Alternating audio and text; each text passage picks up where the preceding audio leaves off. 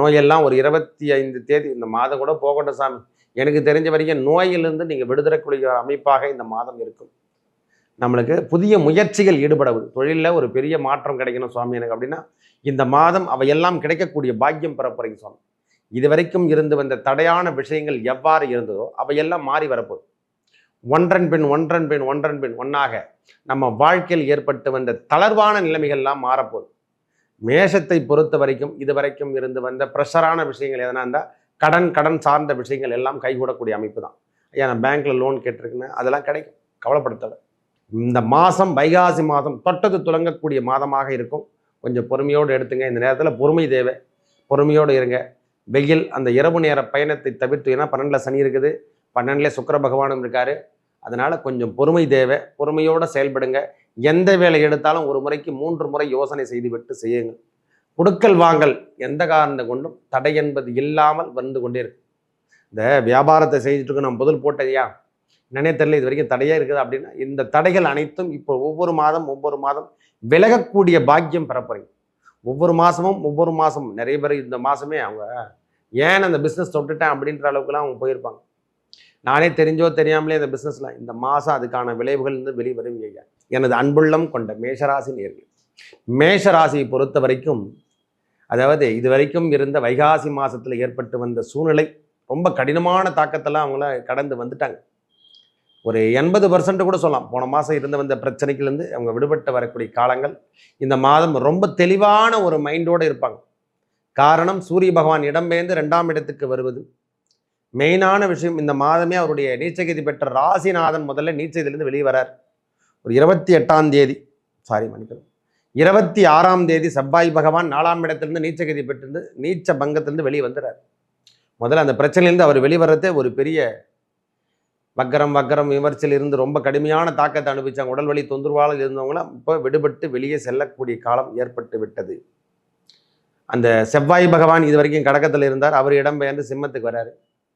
சனி பகவான் ஏற்கனவே 12ஆம் இடத்திலும் சுக்கிர பகவான் அதே இடத்துல இருக்காரு, அவரும் இடம்பெயர்ந்து இந்த மாதமே ஒரு 19ஆம் தேதிக்கு அப்புறம் நம்ம ராசிக்குள்ளே வர. இது வரைக்கும் உச்சம் பெற்றிருந்தார் 12ஆம் இடத்துல, செலவீனங்களை மட்டுமே கொடுத்திருந்தார். எதையுமே சரியான முறையில் செயல்படுத்த முடியல. உச்சம் என்று சொன்னாலே அது நீச்சகைத்தான். உச்சம் என்றாலே ஒரு குறிப்பிட்ட தொகை என்று இல்லாமல் அமைப்பு தான்.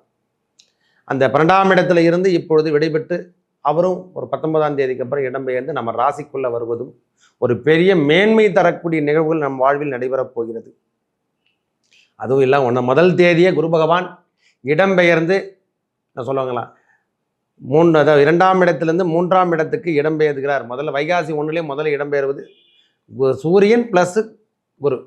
நம்ம வாழ்க்கை தரத்தை மாற்றி அமைக்கக்கூடிய காலங்கள் ஒரு 18-19ஆம் தேதிக்கு அப்புறம் நம்மளுக்கு வைகாசி 4ஆம் தேதிக்கு அப்புறம் ராகு கேது பயிற்சி. இவங்க 2 பேருடைய பயிற்சியும் முக்கியத்துவமாக இருக்குது. அதாவது ஆண்டு கிரகம் என்று சொல்லக்கூடிய ராகு பகவானும் கேது பகவானும் இடம்பெயர்ந்து மாறுவதும் உங்கள் வாழ்க்கை தரத்தை மாற்றி அமைக்கக்கூடிய காலங்கள் என்று சொன்னால் இந்த வைகாசி மாதம் மிகைப்படுத்த முடியாது. பெரிய பெரிய மாற்றங்கள் இந்த வைகாசி மாதம் ஏற்பட போது கிரகங்கள் அமர்ந்திருக்கும் இடம் 2ஆம் இடத்திலிருந்து வந்த குரு பகவான் இப்போ 3ஆம் இடத்துக்கு செல்லும் பொழுதெல்லாம் பாக்கியமாக அந்த பார்வையால் அவங்களுக்கு புனிதம் பண்ணப்படுவது. ராகு கேதுக்கள் இடம்பெயர்ச்சியால் இதுவரைக்கும் 5ஆம் இடத்துல, அதாவது 6ஆம் இடத்துல இருந்து வந்த கேது பகவான் 5ஆம் இடத்துக்கு வருவதும் குலதெய்வ அருள் கிட்டக்கூடிய காலம். இதுவரைக்கும் 12ஆம் இடத்துல விரயமே கொடுத்திருந்த ராகும் சனியும் சேர்ந்த, அதாவது எப்படி சொல்றதுன்னா மொத்தமே விரயம் மட்டுமே, ஒரு மைனஸ் கூட ஒரு ப்ளஸ் கூட ஒன்னோடு இல்லாமல் இருந்தது. அவையெல்லாம் மாறி 1/1 இறங்கி கீழ்ப்பக்கம் இறங்கி மீனத்தில் இருந்து வந்த ராகு பகவான் இடம்பெயர்ந்து கும்பத்துக்கு வராரு. லாபஸ்தானத்துக்கு ராகு பகவான் வருவதும் இந்த மாதம் குறிப்பிட்ட காலங்கள் ஒரு 1ஆம் தேதி 2ஆம் தேதி 3ஆம் தேதி 4ஆம் தேதிக்கு அப்புறம் ஒரு வாழ்க்கையில் சில பேருக்கு காதல் திருமணங்கள் இந்த மாதத்தில் கைகூடுறதுக்கான வாய்ப்புகள் அதிகமாக இருக்குது சுவாமி. அதுவும் மேஷராசிக்காரர்களுக்கு 80% இருக்குது காதல் திருமணங்கள் கைகூடக்கூடிய. ஏன்னா 11ல் ராகு வந்தாலே அந்த பாக்கியம் என்பது கிடைக்கும். பயப்படணும் அவசியம் இல்லை. புத்திர பாக்கியம் கிடைக்கக்கூடிய மாதமாகவும் இந்த மாதம் இருக்க போதியா. நீங்கள் பயப்படணும் அவசியம் இல்லை. இனி வரும் காலம் சுகம் என்பதை எழுதி கொள்ளுங்கள். வேலை சார்ந்த விஷயங்கள் நன்றாக இருக்குதையா, பயப்படே தவிர. வேலையில் இருந்து வந்த கருத்து வேறுபாடுகள், மேலதிகாரிகள் ஏற்பட்டு வந்த ப்ரெஷர் சார்ந்த விஷயங்கள் எல்லாமே இப்பொழுது நல்ல விதமாக இருக்கும். ஓரளவுக்கு மாற்றம் தரும். இளைய சகோதரன் சகோதரி வழியில் மட்டும் சற்று கருத்து வேறுபாடுகள் ஏற்படக்கூடிய வாய்ப்புகள் அதிகமாக இருக்குது. அவங்க விஷயத்தில் மட்டும் கொஞ்சம் கண்காணிங்க. இல்லை அவங்க உடல்நலத்திலே நாம் அக்கறை எடுத்துக்கக்கூடிய காலம். அதே போல் நம் வீட்டில் மூதாதையர் என்று சொல்லக்கூடியவங்க இருந்தால் அவங்க உடல்நலத்திலையும் நாம் அக்கறை எடுத்துக்கணும். ஏன்னா 11ஆம் இடத்துல ராகு பகவான் வருவதால் அதுலேயும் சற்று அக்கறை எடுத்துக்கக்கூடிய காலம். தொந்தரவான விஷயத்துலேருந்து முதல்ல நீங்கள் விடுபடுவீங்க. மனசில் அந்த டென்ஷன் பிபிலாம் இருக்குல்ல, அதெல்லாம் கொஞ்சம் குறையும். நோய் கட்டுக்குள்ளே வரக்கூடிய வாய்ப்புகள் இந்த முறை அதிகரிக்கும். இந்த மாதமே நம்மளுக்கு நோயெல்லாம் ஒரு 25 தேதி, இந்த மாதம் கூட போகட்டும் சாமி, எனக்கு தெரிஞ்ச வரைக்கும் நோயிலிருந்து நீங்கள் விடுதலைக்கூடிய அமைப்பாக இந்த மாதம் இருக்கும். நம்மளுக்கு புதிய முயற்சிகள் ஈடுபடுவது, தொழிலில் ஒரு பெரிய மாற்றம் கிடைக்கணும் சுவாமி எனக்கு அப்படின்னா இந்த மாதம் அவையெல்லாம் கிடைக்கக்கூடிய பாக்கியம் பெற போகிறீங்க சுவாமி. இதுவரைக்கும் இருந்து வந்த தடையான விஷயங்கள் எவ்வாறு இருந்ததோ அவையெல்லாம் மாறி வரப்போகுது. ஒன்றன் பின் ஒன்றாக நம்ம வாழ்க்கையில் ஏற்பட்டு வந்த தளர்வான நிலைமைகள்லாம் மாறப்போகுது. மேஷத்தை பொறுத்த வரைக்கும் இதுவரைக்கும் இருந்து வந்த ப்ரெஷரான விஷயங்கள் எதனா இருந்தால் கடன் சார்ந்த விஷயங்கள் எல்லாம் கைகூடக்கூடிய அமைப்பு தான். ஐயா நான் பேங்க்கில் லோன் கேட்டிருக்கேன்னு அதெல்லாம் கிடைக்கும், கவலைப்படுத்தலை. என்னன்னு தெரியல, வங்கி சார்ந்த விஷயத்தில் தடையாகவே இருக்குது சாமி, அதை வங்கியில் அடைக்க முடியல கடன் அப்படின்னா இந்த முறை அடைக்கக்கூடிய பாக்கியம். வேலை செய்தலாம், வெளியூர் போகிறதுக்கு முக்கியமாக சொல்லப்போனால் வெளியூர் பயணங்கள் முக்கியமாக மேஷராசிக்காரங்களுக்கு இனிமேல் வெற்றி தரக்கூடிய வாய்ப்புகள். இந்த 11ஆம் இடத்துல வேலையாட்கள் மூலியமாக இது வரைக்கும் தடையாக இருந்ததுன்னா, வேலையாட்கள் கம்பெனியில் நான் தந்துட்டையா ஒன்றுமே தெரியல, வியாபாரமே இல்லை, ஆட்களே இல்லை, நானே ஒன்றே செஞ்சிட்ருக்கேன்னு நினைக்கிறோம் இல்லை, அந்த வார்த்தையெல்லாம் இனிமேல் வராது. வேலையாட்கள் அதிகரிக்கக்கூடிய வாய்ப்புகள் அதிகமாக இருக்குது. இனி தொந்தரவு என்பது இல்லை என்று சொல்லக்கூடிய அளவுக்கு ஓரளவுக்கு வருமானம் இந்த மாதம் காணப்படும். முன்ன இருந்த விரயம் என்பது இல்லாமல் வருமானம் என்பது கூடக்கூடிய அமைப்பு இப்பொழுது உண்டு. ஒரு 19 தேதிக்கு அப்புறம் நம்மளுக்கு சுக்கிர பகவான் இடம்பெயர்ந்து நம்ம ராசிக்குள்ள வந்த பிறகு திருமண பாக்கியம் எல்லாம் கிட்டக்கூடிய காலமாக மேஷராசி இருக்கு.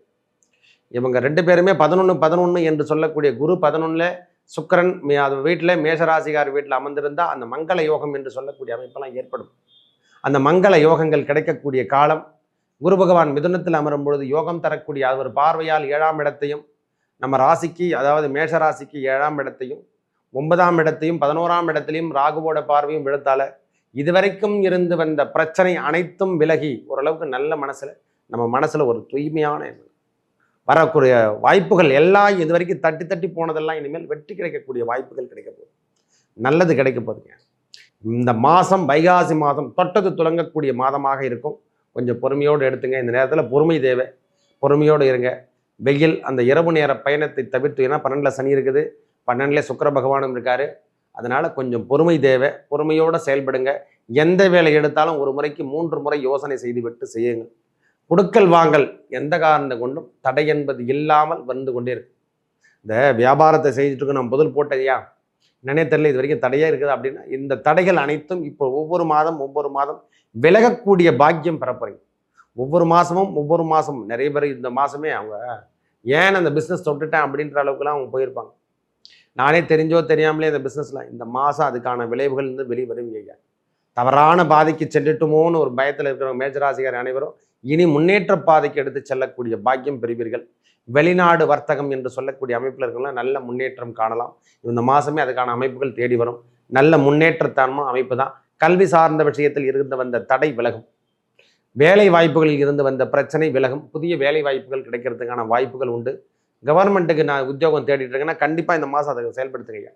நல்லா இருக்குது. உங்களுடைய வாய்ப்புகள் அனைத்தும் இனி தடையில்லாமல் நடைபெறும் என்று சொல்லலாம். வைகாசியில் 2ஆம் இடத்துல சூரியன் புதன் என்று கூடிய அமைப்பு, குருவோடு சேரக்கூடிய புதன், நம்ம ராசிக்குள்ள வருகின்ற சுக்கிரன், 12ஆம் இடத்துல இருந்து வந்த ராகு பகவான் இடம்பெயர்ந்து 11ஆம் இடத்துக்கு வருவது, 5ஆம் இடத்துல கேது வருவது, செவ்வாய் பகவானும் 5ஆம் இடத்துக்கு செல்லும் போது புத்திர பாக்கியம் கிட்டக்கூடிய பாகம். சில பேருக்கு ட்வின்ஸே பிறகுறதுக்கான வாய்ப்புகள் தேடி வரப்போகுது. பஞ்சமஸ்தானத்தில் 2 கிரகங்களின் அமைப்பால் உங்கள் வாழ்க்கையில் ஏற்பட்டு வந்த புதுவித நோம்புகள் ரொம்ப கஷ்டப்பட்டுட்டு இருக்குங்க, எனக்கு ரொம்ப கஷ்டமாக இருக்குதுன்னா இந்த அனுபவத்தால் உங்களுடைய பெயர்ச்சி பெரிய லெவலில் வர்றதுக்கான அமைப்புகள் தேடி வருது. முருகன் வெற்றிவேல் முருகனுக்கு அரகரோகரா. திருத்தணிகை சென்று வாருங்கள். மேஷராசிக்காரங்க திருத்தணிகை சென்று வர உங்கள் வாழ்வில் ஏற்பட்ட தடைகள் அனைத்தும் விலகும். நல்ல முன்னேற்றத்தை காணலாம். அந்த வள்ளி தெய்வ யானை சுப்பிரமணிய சுவாமியை வழிபட உங்கள் வாழ்வில் ஏற்பட்ட தடைகள் அனைத்தும் விலகும். நல்லதே நடக்கும். நன்றி, வணக்கம்.